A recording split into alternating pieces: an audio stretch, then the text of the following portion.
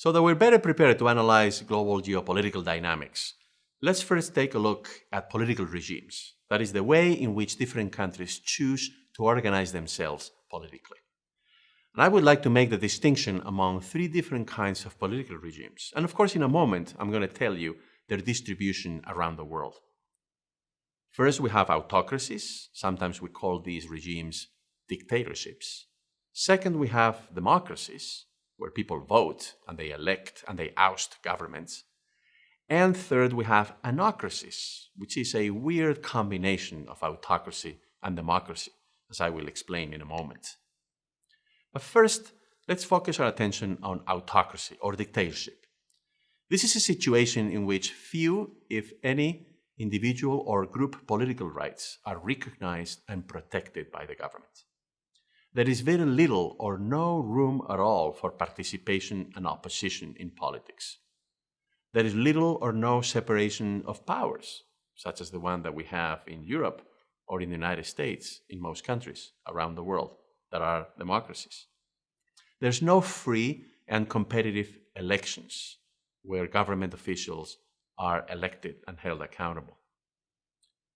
Let me also say that there are mainly three types of dictatorships or autocracies in the world. We have totalitarian regimes, we have authoritarian regimes, and we have the so-called sultanistic regimes. So totalitarian regimes, such as those in North Korea or in the former Soviet Union, are situations in which no individual or group political rights are recognized at all. And these are regimes that do not allow for any kind of political participation and opposition, other than that sponsored by the ruling party. And of course, there is no separation of powers.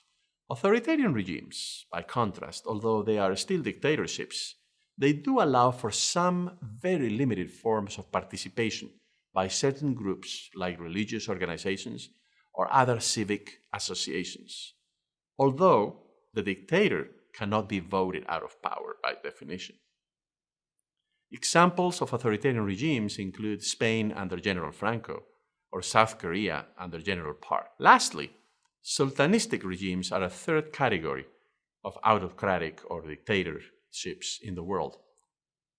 In this case, members of an extended family or clan run the political affairs at the expense of formal institutions without appealing to any particular ideology.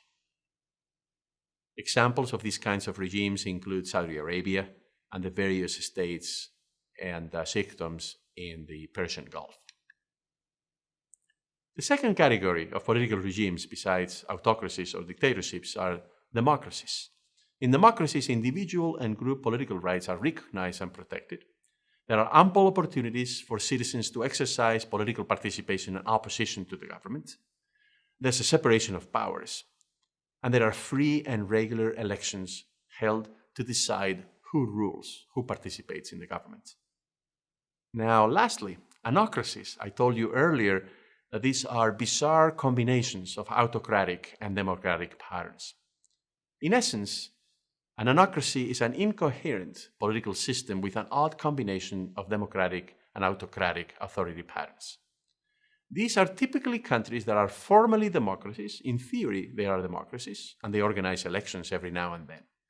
But in practice, an individual or a group of individuals manipulate the system, and they perpetuate themselves in power. I'm in the presidential palace in Havana. This is the president's office. Between 1902 and the revolution, Cuba was formally a democracy. And now I'm inside the room where the cabinet, the ministers met to make decisions. I'm now inside the Museum of the Revolution in Havana. There's some interesting artifacts here. These are the remains of the American U-2 spy plane that was shot over Cuba during the missile crisis in the 1960s.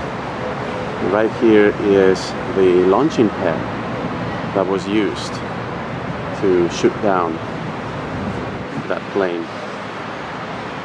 Over there we have the remains of an American airplane. This is the yacht that Fidel Castro and 80 more revolutionaries used to arrive in Cuba from their exile in Mexico. This is one of the boats used by the Cuban counter-revolutionaries during the failed invasion at the Bay of Pigs, the Bahia Cochinos, right after the revolution. And this is a tank, Soviet-made, that was used during those battles. Cuba today is obviously not a democracy.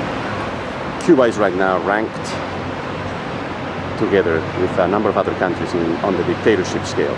Those countries are Azerbaijan, Belarus, China, Eritrea, Iran, Kuwait, Laos, Syria, and Vietnam. I would argue that Cuba today is a totalitarian regime.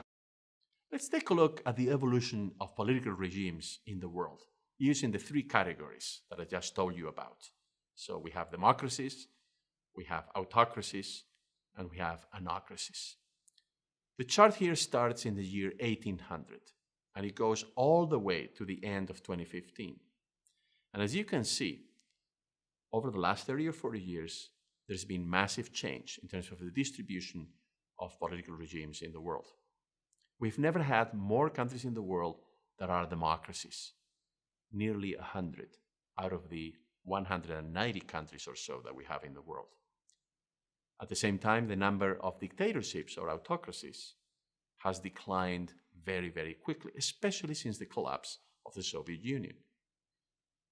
Nowadays, we have only about 20 countries in the world that are autocracies or dictatorships, although I should say that some of them are very large and they have very large populations, including China.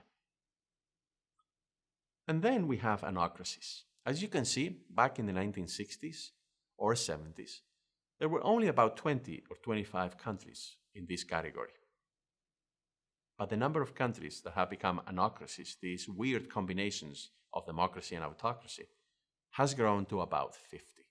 Here on the screen you have some examples of countries that today are classified as anocracies.